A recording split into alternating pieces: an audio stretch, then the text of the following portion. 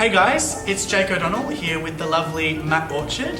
I've been having a few requests lately to do a Q&A with a model, so I thought seeing as he and I were shooting today, I'd put a call out across the week for some questions for either him or for me or for both of us so that we could give you a little bit of insight into how we're working and what's going on with us. So I've got some questions here that I'm going to read out and see how it goes. Alright, so the first question is for Matt. It's from Gubby Daily 89. Your training, how do you go about it? My training, I like to think I'm a pretty dedicated guy. I usually try and get into the gym at least every day, whether it be a full-on workout or just to get in there and just do something. Yeah, I train pretty old school. I like to lift heavy. I lift from an old school perspective in focusing on specific muscle groups and training those to exhaustion, that kind of thing, and I feel that it gets some pretty good results. It evidently works. And you know, that's something that I've been doing for a couple of years now. Every now and then I'll tweak it a little bit and change it up in terms of how much I'm lifting or where I'm lifting or what I'm lifting and that kind of stuff. And I think that's the main thing that I can focus on is keeping your body guessing, constantly changing, but constantly working as well. And that's something that's worked really well for me. So yeah, now it's my turn to ask you some questions. The first question I've got is from Chris Badoui, and he asked, how long has photography been a passion, and do you have any future plans for your photography? Well, I sort of started photography by accident. I got into it when I was around 16 or 17 because when I moved up to the senior college at my high school and I did the art program there, everyone was like really talented. And back then I was still kind of in the mindset where you think photorealism is good art. Yeah. So I really wanted to, because I was a drawer at the time, introduce photography into my art practice so that I retained that photorealism that I didn't think I could achieve with drawing, so that I could sort of compete to that level. And so I started doing like manipulated photo collage sort of works, like having like some friends sort of pose shirtless and then sort of act like they're ripping open their skin and photoshopping in that's like cool. machine bits. Really and cool. stuff. And that's how I got into it, and I really liked it, but I still did other art things in equal measure. It wasn't until I sort of turned like 18 that the photography really took over as the main medium of work. That's when it was really like, it's like, yeah, photography is what I want to do, I'm a photographer, blah, blah, blah. Yep. In terms of like my future plans, I'm just at the moment focusing on growing my social media because that gives me a lot of power and influence to exercise a lot of creative control and flexibility with my work. But once I graduate and I have more time, because obviously I'm held down a bit by assignments now, it'd be awesome to do more editorials, get some work in magazines. I'd really love to travel overseas, maybe to LA or something where the culture really works with the sort of photography I do.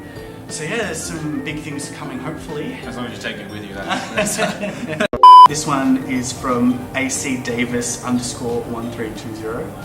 How tall are you and how much do you weigh?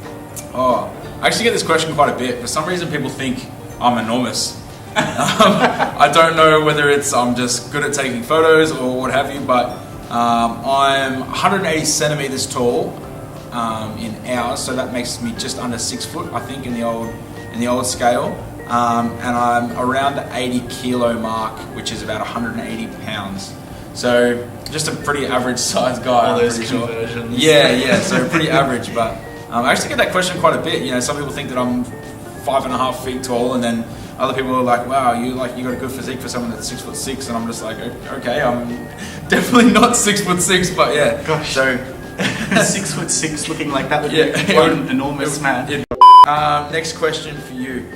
This comes from Ironic Screams, and they asked, "How do you pick your models, and what shoots are best for them?"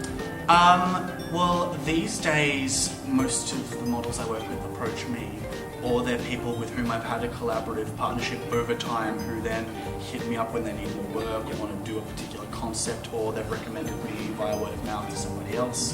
Back in the old days, I just sort of hunt through Instagram Scout. I've given business cards out to people like on the street before. It's like actually how I met Liam Boswell. Yeah, you told me that story. That's a great At the story. bar, I met him at a bar, so wherever. In terms of picking what works for each model, I have this album on my phone where I collect a bunch of like inspo photos. And there's like hundreds and hundreds of photos in there now. Whenever I'm on Tumblr, Instagram, wherever, and I see something that works visually in terms of the pose, the styling, the lighting, whatever, I whack it in there. I know that when we're talking about doing an upcoming shoot, we'll just send each other a barrage of stuff. We're like, yes, I like this, yes, I can work with this. And we'll kind of work off each other in that and find something that you think will fit me, something that I be interested in doing, and we can make work. And it's something really good that we can kind of collaborate in that sense. Yeah, so I sort of searched through that collection of stuff for like features that will sync up well with a model. Yep. Like if they've got like a similar body shape, if they have similar hair, if they've expressed an interest in a particular kind of style which is in the photo, and then we look at those and then we emulate the qualities from them that we like into trying out new things. We brainstorm with them as a starting point. Sometimes I just go out on location and see what happens, really. But that tends to work better in summer because in Melbourne you kind of have to prepare a little bit to deal with. We've been blessed and both the negative side of the influences on some of our shoots before. Yes, we have.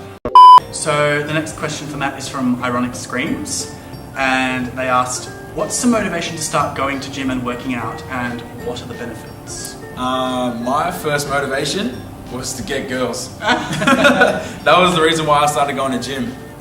You know, you see it on TV, like big movie stars or in magazines, and you know, in age-old cartoons, the big muscly guy will walk through the beach and all the girls will just flock to him. And so that was my first inclination to be like, you know what, I want to look better, I want to feel better. So there was that, and then I'm pretty heavily focused on my sport as well. So for me, it was getting into the gym, you know, to be stronger, to be faster, to be able to do more in whichever sport that I was doing at the time.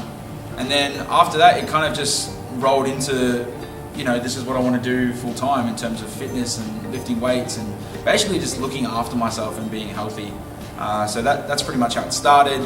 And then once I started, I never looked back, and you know, I almost go to the gym daily ever since. So there was that. So yeah. All right, next question. This comes from That's So Nathan, and he asks, why have you focused on photographing specifically men? I get this question all the time. And there's a few reasons. The first is kind of, like, it's a bit of a cop-out, but it's sort of, I always have, so I just always do. Like, the school I went to was sort of a boys' college. There were girls there, but our classes were separate. So the bulk of people I had access to when I was first getting into photography as like models and that kind of thing were boys. And also the school brought along female life models to class for us to work with. So we already had female models there that we were using for drawing and painting and all that sort of thing. So I thought, oh, for my photography I'll work with guys. And then it sort of just snowballed from there, and that the concept in my folio was all about analysing humanity as a species. And so looking at like the inner animal, the fight and flight response, all those kind of animalistic evolutionary type things. And I felt like I was in a position of authority only to comment on the male experience. Because I don't feel like I could really justifiably speak to the female experience without having lived it in the sort of work I was doing. So I kind of just went in that direction. Also, just I think my innate understanding of what makes the male body attractive is probably a more advantageous thing to have. Because like, I have shot women before and I do shoot women now, but there are things about it where it's sort of like I always say, like when you do like editorial photography and it's really weird, when it's with like a male model, it's sort of like I still have the capacity to be like, oh, that's really stunning, even if it's quite quirky and avant-garde, because I have that innate connection with what makes it beautiful, whereas with women, not so much. Alright guys, so that's it for part 1 of the Q&A. You should head over to Matt's channel, which I will put up on the screen and link below so that you can watch part 2 and hear some more answers from both him and myself. Definitely subscribe, because he puts out some awesome content about what he's doing and fitness tips that are going to get you looking like this. Certified, guaranteed abs this good, I promise you. I'll also link all of my socials in the description down below so that you can check out some of the shots we've been doing lately and see some more of my work there. But yeah, I hope you enjoyed the video. Please give it a thumbs up and subscribe so you can see more content that I'll be releasing over the coming weeks. And yeah, I hope you enjoyed. Signing off. See ya.